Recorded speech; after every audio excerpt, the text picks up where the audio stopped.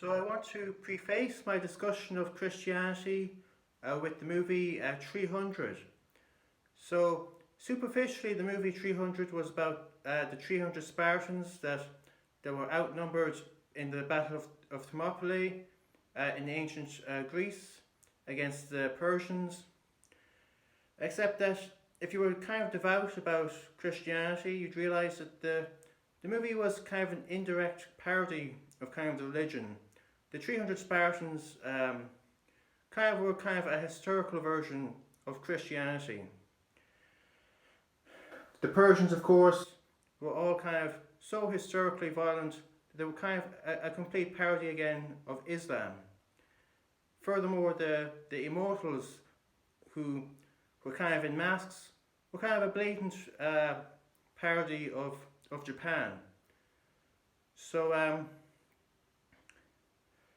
I suppose the reason that this is kind of important is because hate speech can be kind of can be avoided by euphemisms.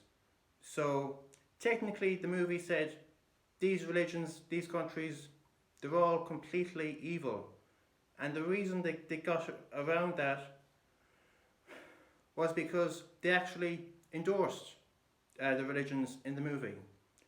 So the movie said, you're completely evil, but I love you for being completely evil. And that's why no one in Islam, Christianity, or in Japan ever complained about the movie. So I suppose when we think of the modern state of Christianity, there's an awful lot of machismo between Russia's war in Ukraine, between Northern Ireland, the Orange Parades, the IRA, and also in America with the gun rights. So I suppose what goes wrong is that Christianity really wasn't founded on the basis of historical masculinity. If we reinterpreted Jesus, we could easily say that Jesus was actually kind of androgynous, kind of a mixture between masculine and feminine. So the reason we don't tend to think of Jesus this way is because he was androgynous in a spiritual way and not in a physical way.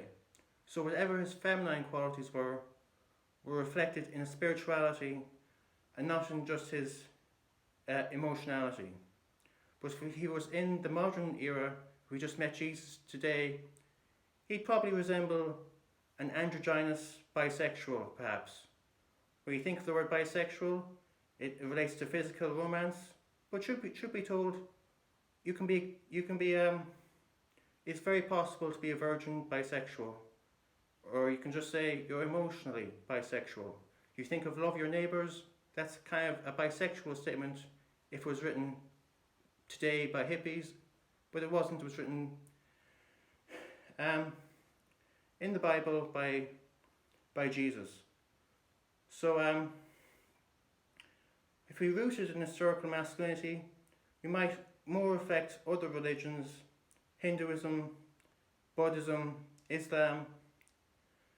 These religions are very pious religions, and they do not envy Christianity because Christianity does not compete with them for how pious they are. But it means that Christians cannot really compete with them by promoting an evil version of their religion.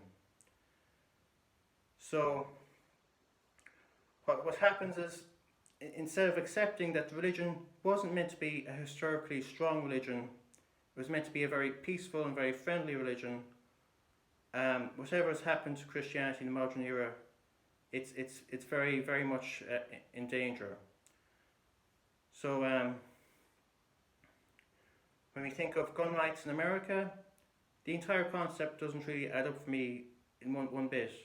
It means that if you were really historically anti-communist in America, any single communist in America could get a gun.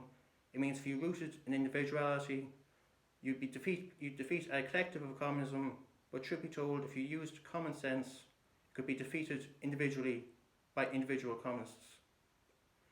So that's why the whole concept doesn't really make sense. We're just kind of arming literally every poor person and telling them, have a gun, we'll all be rich. The whole concept doesn't make sense. So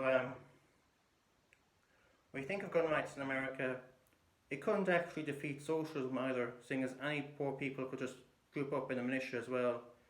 The only justification for gun rights is that it would outcompete welfare, it would outcompete social welfare, precisely because welfare people don't tend to be historically motivated.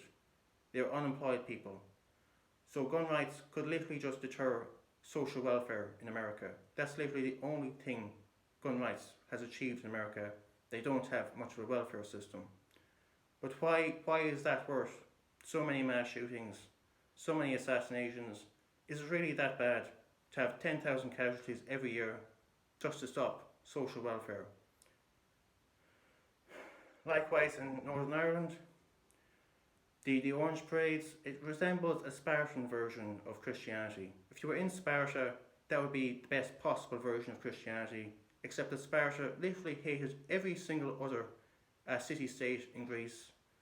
And so anyone who represents a version of Protestantism that literally hates every single other Christian sect is literally that ludicrous. It literally does not make sense. So, likewise in Russia, they are literally hating the Orthodox Russian religion. They're hating fellow Orthodox people in Ukraine.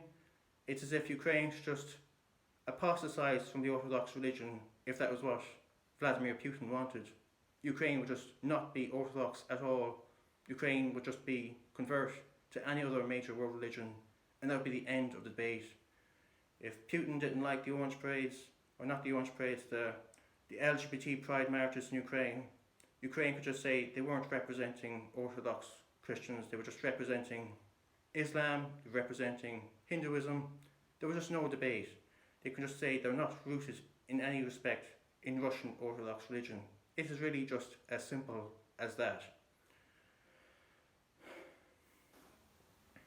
So the message of this video isn't really to in any way hate Christians, but is really rooted in the defence of the initial version of Christianity, which is really just peace, love, and not pacifism, but just defensiveness.